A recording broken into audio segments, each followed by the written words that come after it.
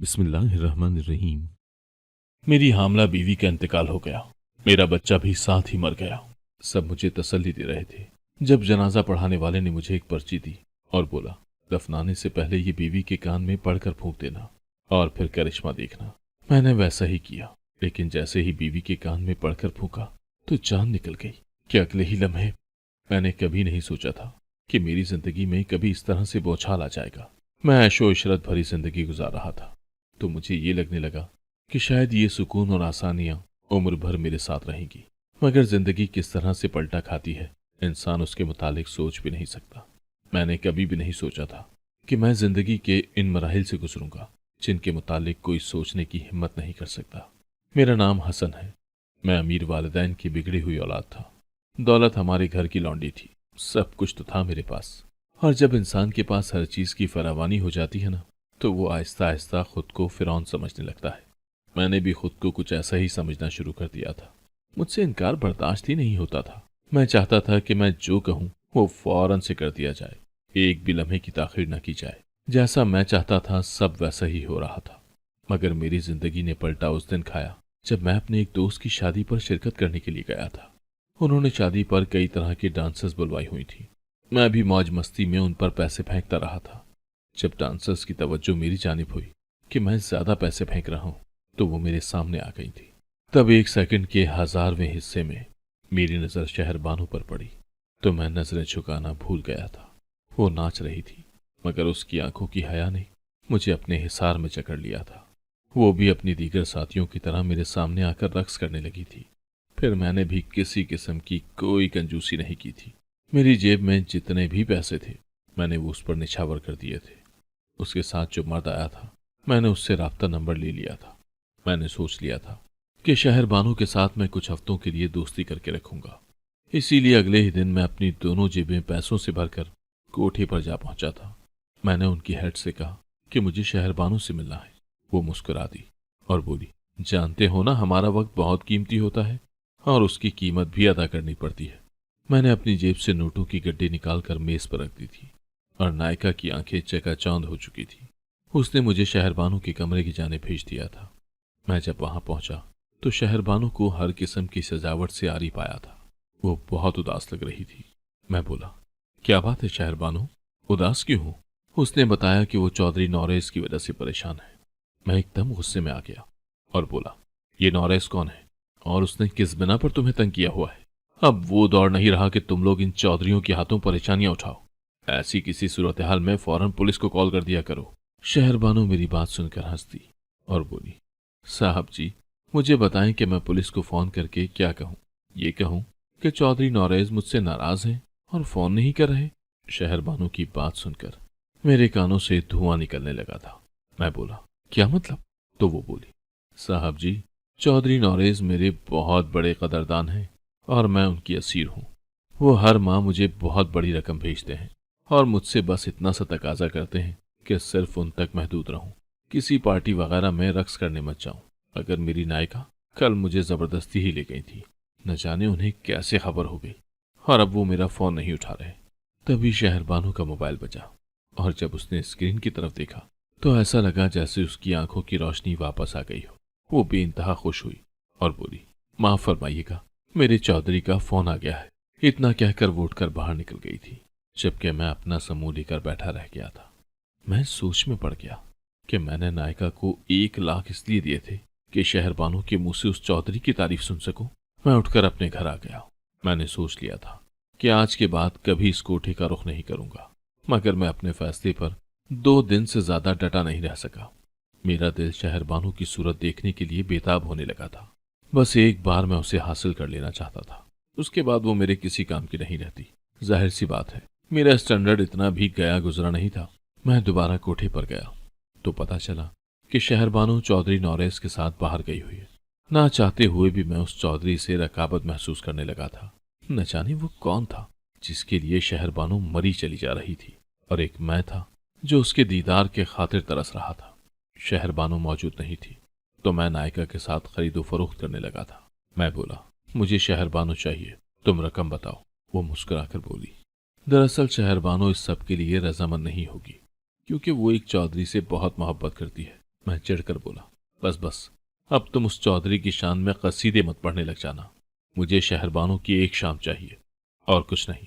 फिर वो चौधरी के नाम पर उम्र भर भी बैठी रहे, तब भी मुझे कोई परेशानी नहीं है। नायिका मुस्कुराकर बोली, अगर आप इतना ही इसरार कर रहे हैं तो फिर 10 लाख में डील डन करते हैं। 10 लाख? मैं हैरत ज़्यादा सा रह गया था। मैं जानता था कि इतने पैसे आज तक उस नायिका को किसी ने नहीं दिए होंगे। उसका चौधरी नौरेज भी उसे इतने पैसे नहीं देता होगा। वो तो बस मेरी मजबूरी का फायदा उठाना चाहती थी और मैंने भी उसे फायदा उठाने दिया था। मैंने डील डन कर ली थी। कल शाम का वक्त मुझे मिला था। मैं बहुत पुरसुकून हो चुका था। दरअसल ये सब मैं अपनी अना की तसल्ली के लिए कर रहा था, वरना मुझे लड़कियों की कोई कमी नहीं थी। और मैंने दिल में सोच भी लिया था कि उस दिन के बाद कभी कोठे की तरफ मुंह भी नहीं करूंगा। मैं शाम होते ही वहां पहुंच गया था। शहरबानों के पास गया तो वो हैरत से बोली, आप फिर से आ गए? मैं मुस्कुराकर बोला, हाँ, तुम्हें लेने आया हूँ। वो शिश्ता रह गई थी। बोली, मैं आपकी बात का मतलब नहीं समझ पाई। मैं बोला, कल मैं नायिका के साथ सौदा तय करके गया था। क्या उसने आपको नहीं बताया? मेरी बात सुनकर शहरबानो बोली, हो अच्छा अच्छा, मैं समझ गई। आप यूं करें, जरा थोड़ी देर बाहर मेरा इंतजार करें, मैं आती हूँ। मैं बहुत खुश हुआ कि शुक्र है उसने कोई हंगामा नहीं किया। मैं बाहर जाकर बैठ गया, मगर 1 घंटे बाद भी जब शहरबानो नहीं आई तो उठकर वापस उसके कमरे की तरफ गया। तब मुझे मालूम हुआ कि कमरा तो अंदर से लॉक था। मैंने दरवाजा बजाया तो शहरबानो की आवाज सुनाई दी। वो गुस्से से बोली, क्या मैंने आपसे पहले रोज ही नहीं कह दिया था कि मैं चौधरी से मोहब्बत करती हूँ? चाहे जाकर नायिका से अपने पैसे वापस ले ले। मैं इस जन्म में तो आपको हासिल होने वाली नहीं हूँ। मैं तंग रह गया था कि वो कैसी अजीब सी फिल्मी बातें कर रही थी। मुझे आज तक किसी लड़की की तरफ से इस कदर मुजाहमत का सामना नहीं करना पड़ा था। मैं गुस्से में कोठे से बाहर निकल गया था। मेरा जी चाह रहा था कि मैं सब कुछ फना कर दूं। मैंने सोच लिया था कि मैं हर हाल में शहरबानों को हासिल करके ही रहूंगा। पहले ये मेरी ख्वाहिश थी, मगर अब जिद बन चुकी थी। मैं बस मुनासिब मौके की तलाश में था। मैं कहाँ जानता था कि ये मौका मुझे इस कदर जल्दी मिल जाएगा। दरअसल मैं एक शॉपिंग मॉल में था जब मेरी नज़र शहरबानो पर पड़ी। उसने खुद को मुकम्मल तौर पर छुपा रखा था और स्याह बुर्का भी पहन रखा था, मगर फिर भी मैंने उसको पहचान ही लिया था। उसके साथ 2 मुलाजमाएं भी थी। मैंने अपने ड्राइवर को फ़ोन करके सारा किस्सा समझा दिया था और ख़ुद बड़े आराम से बैठ गया था। मैंने अपने ड्राइवर से कहा था कि जैसे ही ये निकाबपोश लड़की बाहर आए तो उसे कहना कि चौधरी नौरेज का एक्सीडेंट हो गया है और वो बहुत बुरे हालात में आपको बुला रहा है। जब वो गाड़ी में बैठ जाए तो उसे फार्म हाउस ले जाना। 2 घंटे बाद मेरे ड्राइवर का फ़ोन आया था। वो कहने लगा, आपका काम हो गया है सर। मैं बेइंतहा खुश था। मेरी खुशी का कोई ठिकाना नहीं था। जीत का नशा मेरे सर चढ़कर बोल रहा था। मैं फतहयाब होकर अपने गेस्ट हाउस पहुंचा तो ये देखकर हैरान रह गया था कि शहरबानो ने रो रो कर अपना बुरा हाल कर लिया था। मुझे देखते ही मेरी तरफ भाग कर आई और बोली, मेरा नौरेज किधर है? वो ठीक तो है ना? मैं हंसकर बोला, शहरबानो, बात दरअसल ये है कि कल तुमने मुझे धोखा दिया था। मैंने अपने 10 लाख रुपए नायिका के सामने रखे, मगर तुम लोगों ने मेरे साथ फ्रॉड किया। अब मैंने भी वही सब कुछ तुम्हारे साथ किया है। तुम्हारा चौधरी बिल्कुल ठीक ठाक है। मैंने तो तुम्हें सिर्फ इसलिए यहाँ रखा हुआ है ताकि मैं अपने 10 लाख रुपए तुमसे वसूल कर सकूं। अब तुम मेरे फार्म हाउस में मौजूद हो, मेरी मेहमान हो। शहरबानो गुस्से से चिल्लाने लगी थी। वो बोली, घटिया इंसान, मुझे तुमसे इस सब की उम्मीद नहीं थी, मगर मेरी एक बात कान खोल कर सुन लो। तुम मेरे साथ ऐसा नहीं कर सकते। मैं इंसान हूँ, कोई भेड़ बकरी नहीं हूँ जो तुम मेरी मर्जी के खिलाफ मुझे हासिल करने की कोशिश करोगे। मैं कहकहे लगाकर हंसने लगा और बोला, शहरबानो, अपने इर्द गिर्द नजर दौड़ाओ, देखो तो सही इस वक्त कौन है जो तुम्हें मुझसे बचा ले। तुम मेरे साथ मेरे फार्म हाउस में हो और यहाँ पर सारे मेरे ही मुलाजिम हैं। मेरी बात सुनकर शहरबानो रोने लगी। वो अचानक उठकर एक कमरे की जानिब दौड़ गई थी। मेरे देखते ही देखते उसने कमरे को अंदर से लॉक कर लिया था। मैं हक्का बक्का रह गया था कि ये उसने क्या किया। मेरे पास उस कमरे की मास्टर चाबी भी थी, लेकिन फिर भी मैंने जाने दिया और सोचा कि एक रात के लिए उसे यहीं पर बंद रहने देता हूँ, ताकि उसे महसूस हो जाए कि वो कितनी बड़ी मुसीबत में फंस चुकी है और मेरे अलावा उसका कोई नहीं है। तो फिर शायद वो खुद ही मोम हो जाए। ये सब सोचकर मैं आराम से जाकर अपने कमरे में सो गया था। सुबह सवेरे ही मैंने मास्टर चाबी से दरवाजा खोल दिया था। शहरबानो मुझे देखकर रोने लगी थी। मैं बोला, रो मत, मेरी बात को गौर से सुन लो। तुम मेरे घर में मौजूद हो, इस बात का किसी को भेद नहीं है कि तुम यहाँ पर हो, क्योंकि मुझे तुम्हारे इलाके में कोई नहीं जानता और ना ही ये किसी को मालूम है कि मैं तुम्हें अगवा करके यहाँ लाया हूँ। किसी को मुझ पर शक भी नहीं हुआ होगा। अब तुम बिल्कुल बेबस हो चुकी हो, तुम्हारा कोई पुरसाने हाल नहीं है। बेहतर यही है कि तुम खुद को मुझे सौंप दो। शहरबानो ने अपने आंसू साफ कर लिए और बोली, अच्छा, अगर ऐसी ही बात है तो पहले तुम जब तक मुझसे निकाह नहीं कर लेते मैं तुम्हें नहीं अपनाऊंगी। मैंने सोचा कि क्यों ना मैं सच में शहरबानो के साथ निकाह कर लूं, क्योंकि अब मैं उसे आज़ाद नहीं छोड़ सकता था। जाहिर सी बात है, वो मेरे खिलाफ पुलिस में रिपोर्ट दर्ज करवा सकती थी।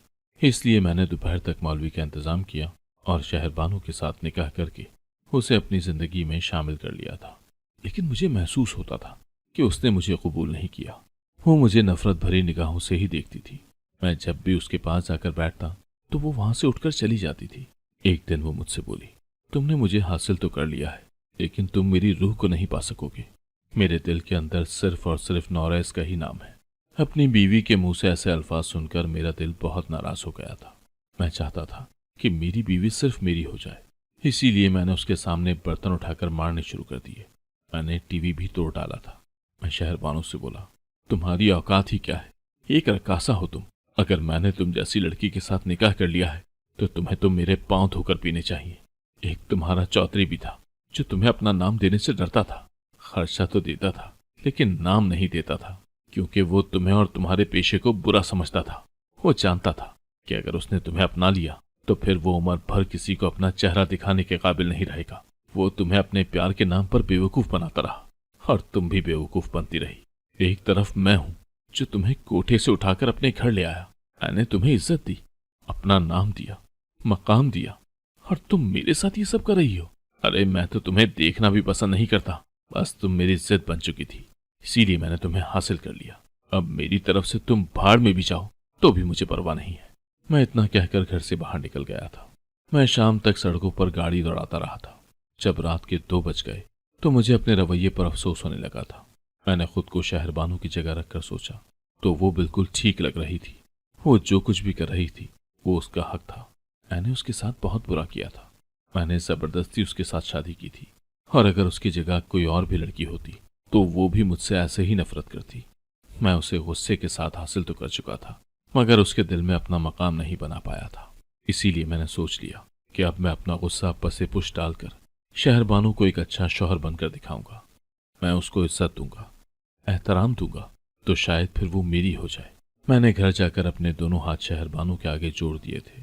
मैं बोला, शहरबानो, मुझे माफ कर दो, मैंने तुम्हारा दिल दुखाया। शहरबानो रोने लगी और बोली, हाँ, तुमने मेरा दिल तो दुखाया है, लेकिन मेरी आंखें खोल दी हैं। तुम मेरे सामने सच ले आए हो। मैं तुम्हारी मशकूर हूँ। उस दिन के बाद मैं हर लम्हा, हर घड़ी शहरबानो का बहुत ख्याल रखता था। वो भी अब मेरा ख्याल रखने लगी थी। एक दिन बोली, हसन, तुम्हें एक बात बताऊं? तुम जानते हो क्या, तवाइफ बहुत जिद्दी हुआ करती हैं। वो अपनी मर्जी के खिलाफ शौहर को कभी कबूल नहीं करती, मगर तुम्हारे रवैये ने मुझे तुम्हें पसंद करने के लिए मजबूर कर दिया है। अब मैं तुम्हें पसंद करने लगी हूँ। मैं बेइंतहा खुश था। मुझे लगा था कि मुझे कुल दुनिया मिल चुकी है। उन्हीं दिनों मुझे शहरबानो ने यह खुशखबरी सुनाई थी कि वो उम्मीद से है। मेरे तो कदम ही जमीन पर नहीं टिकते थे। मैंने सोच लिया था कि एक बार शहरबानो बच्चे को जन्म दे दें तो फिर मैं उसे अपने वालिदैन से मिलवाने के लिए ले जाऊंगा। मगर फिर कुछ ऐसा हुआ कि मेरी सारी कायनात हिलकर रह गई थी। मेरी बीवी अपने कमरे में मुर्दा हालत में पाई गई थी। मेरा दिल खून के आंसू रोने लगा था। मेरा आशियाना एक लम्हे में तबाह बर्बाद हो गया था। मेरी खुशियां नेस्तो नाबूद हो चुकी थी। मेरी बीवी और बच्चा दोनों मर चुके थे। लेकिन मैं फिर भी उन्हें अस्पताल लेकर गया कि शायद कोई बचने का चांस हो। मैंने डॉक्टर को दिखाया तो वो बोले, आपकी बीवी तो 2 घंटे पहले ही इंतकाल कर चुकी है। डॉक्टर ने मौत की वजह ये बताई थी कि आपकी बीवी को दिल का दौरा पड़ा है। मैं तो ख्वाब में भी नहीं सोच सकता था कि मेरी जवान जहां बीवी यूं दिल के दौरे से इंतकाल कर जाएगी। मैं अस्पताल से अपनी बीवी की मैयत वापस ले आया था। जब मेरे पास एक जमादार आया, उसने मुझे कलाई से पकड़कर रोक लिया था। मुझे बेइंतहा गुस्सा आया, मगर मैं चुप रहा। उसने अपनी मुट्ठी मेरे हाथ पर रख दी और बोला, भाई साहब, मैयत उठाने से कुछ देर पहले ये पर्ची अपनी बीवी के कान में पढ़कर फूंकना, फिर मुआवजा देखना। मैं हैरान रह गया था कि ये क्या है, लेकिन मैंने वो पर्ची लेकर अपनी जेब में रख दी थी और अपनी बीवी की मैयत अपने घर ले आया था। मैंने ऐलान करवा दिया था, इसीलिए मेरी जान पहचान वाले लोग मेरे घर में मौजूद थे। गुस्ल देने वाली औरत ने शहरबानो को गुस्ल दे दिया था। कफन पहने मेरी बीवी बहुत हसीन लग रही थी। मैं रो रहा था। मुझे आज इल्म हुआ था कि मुझे अपनी बीवी से किस कदर मोहब्बत है। मैं चाहता था कि बस मेरी बीवी किसी तरह जिंदा हो जाए और मैं उसे यूं कब्रिस्तान ना जाने दूं। मैयत उठाने का शोर पड़ा तो मुझे अचानक से उस पर्ची का ख्याल आया जो मुझे एक अजीब से जमादार ने पकड़ाई थी। मैंने जल्दी से अपनी जेब से वो पर्ची निकाली और खोलकर पढ़ने लगा तो हाथ कांपने लगे थे, क्योंकि उस पर लिखा था कि उठो, नौरेज आ गया है, वो तुम्हें लेने आया है। अभी मैंने ये अल्फाज ही कहे थे कि वो फौरन उठकर बैठ गई थी। जनाजे में शामिल लोग हक्का बक्का रह गए थे। कुछ लोगों ने तो इस सबको मुआवजे का नाम दे दिया था और कुछ लोग तो खौफजदा होकर भाग गए थे। जब शहरबानो ने मुझे अपने सामने पाया तो वो एकदम से बहुत घबरा गई थी। मैंने उसका हाथ पकड़ा और उसे कमरे में ले गया। मैंने कहा, शहरबानो, मुझे बताओ ये सब क्या हुआ है। तो शहरबानो फूट फूट कर रोने लगी थी और बोली, तुम मेरा दिल खोल कर देख लो, आज भी इस पर सिर्फ और सिर्फ नौरेस का ही नाम लिखा है। मैं तुम्हें कभी अपने दिल में जगह नहीं दे पाई। मैंने तुमसे कहा था ना कि तवाइफें बहुत जिद्दी होती हैं, तो बस मैं भी बहुत जिद्दी हूँ। मैंने सोच लिया था कि मैं तुम्हारे सामने अच्छाई का नाटक करूंगी और जब तुम्हारा एतमाद हासिल करने के काबिल हो जाऊंगी तो मैं घर से भाग जाऊंगी। अब तो तुम मुझे मुलाजमा के साथ बाहर जाने की इजाजत भी दे चुके थे। मैंने बाहर किसी दुकान से नौरेस को फोन करके सारी सूरत हाल से आगाह कर दिया था कि मैं हसन के घर से भागना चाहती हूँ। तो वो बोला, नहीं शहरबानो, तुम घर से मत भागना, बल्कि जिसने तुम्हें दुख दिया है तुम भी उसे हमेशा हमेशा के लिए दुख और दर्द दो। उसने मुझे सारी बात समझा दी। वो बोला कि मैं तुम्हें एक ऐसी दवा दूंगा जिससे तुम सिर्फ कुछ घंटों के लिए बेहोश हो जाओगी और डॉक्टरों को यह समझ में नहीं आएगा कि तुम जिंदा हो या मर गई हो। तुम्हारा शौहर जब तुम्हें कब्र में उतार आएगा तो मैं जाकर तुमको निकाल लूंगा और किसी तरह से हम हसन से खुला ले लेंगे। फिर हम दोनों शादी करके हंसी खुशी जिंदगी गुजारेंगे। मैं मुकम्मल तौर पर बेहोश थी। मुझे इल्म नहीं हुआ कि ये तुम थे जिसने मेरे कान में ये कहा कि उठो, नौरेज आ गया है। अगर मुझे इल्म होता कि ये तुम हो तो मैं कभी भी ना उठती। मैं ये सब बातें सुनकर हक्का बक्का रह गया था। मेरी आंखों से आंसू बहने लगे थे। शहरबानो बोली, तुम मुझे आजाद कर दो, मैं कभी भी तुम्हारी नहीं हो सकूंगी। मैंने शहरबानो को तलाक दी थी क्योंकि अब वो मेरे भरोसे के लायक नहीं रही थी। अगर उसने अपनी मौत का ड्रामा किया है तो फिर वो कुछ भी करने के काबिल थी। ये भी हो सकता था कि वो मुझे रास्ते से हटाने के लिए मार ही देती। मैंने उसे तलाक दे दी तो वो बड़ी खुशी खुशी अपने घर वापस जाने लगी। मैं बोला, शहरबानो, मुझे इतना तो बता दो कि तुम्हारे पेट में जो मेरा बच्चा पल रहा है उसका क्या करना है। मेरी बात सुनकर वो हंसने लगी और बोली, मेरे पेट में कोई बच्चा नहीं है। वो तो मैंने तुम्हें पागल बनाने के लिए कहा था ताकि मैं तुम्हारा एतमाद हासिल कर सकूं। इतना कहकर शहरबानो आगे बढ़ गई और मेरे दिल पर हमेशा हमेशा के लिए बहुत बड़ा रोग छोड़ गई थी। मैं इतना बड़ा धोखा खाने के बाद बिल्कुल नफसियाती हो चुका था। मुझे दुनिया में किसी पर भी भरोसा नहीं रहा था। मेरे वालिदैन मेरी वजह से बहुत परेशान थे। उन्होंने मेरा नफसियाती डॉक्टर से भी इलाज करवाया, लेकिन किसी तौर भी मुझे कोई फाका नहीं पड़ रहा था। फिर मेरी अम्मी ने मुझ पर दम दुरूद करवाया तो पीर ने कहा कि अपने बच्चे से कहें कि 5 वक्त की नमाज पढ़े। जब मैंने नमाज का नाम सुना तो खुद ब खुद मेरा दिल उस जानिब चला आया था। मैंने जब वजू किया और अल्लाह के सामने खुद को खड़ा किया तो मैं फूट फूट कर रोने लगा था। इतना रोया कि इतना सारी जिंदगी में कभी नहीं रोया था। मैंने अल्लाह के सामने सारे गुनाह रख दिए थे और उससे माफी मांगने लगा था। उस दिन मैं अल्लाह की बड़ाई का कायल हो गया था, क्योंकि अल्लाह को अपने बंदों को उनकी हुदूद में रखना आता है। जो अल्लाह की तरफ प्यार से नहीं चाहता, अल्लाह उसकी रस्सी खींच लेता है। मैं जिस तरह की जिंदगी गुजार रहा था, शायद मैं सारी जिंदगी कभी नमाज ना पढ़ता और अल्लाह की पहचान से दूर रहता। जब कोई चीज किसी इंसान के हाथ से जाती है तब अल्लाह याद आता है, और मेरे हाथ से मेरी बीवी, मेरी शहरबानो चली गई थी तो मुझे पूरी दुनिया में सुकून सिर्फ अल्लाह के पास मिला था। तब मैं सोचने लगा था कि हर चीज फानी है, बाकी रहने वाली जात सिर्फ अल्लाह की ही है। इंसान जितना मर्जी सफर तय कर ले, वापस तो उसके पास ही जाना है ना, तो फिर हम क्यों यहाँ वहां भटकते फिर रहे हैं, खुद अपनी जिंदगियों को क्यों खराब कर रहे हैं। हमें चाहिए कि हम अभी से अल्लाह की तरफ लौट आएं, इससे पहले कि बहुत देर हो जाए। अगर आपको आज की कहानी पसंद आई है तो वीडियो को जरूर लाइक कीजिएगा और अपने दोस्तों के साथ भी शेयर कीजिएगा।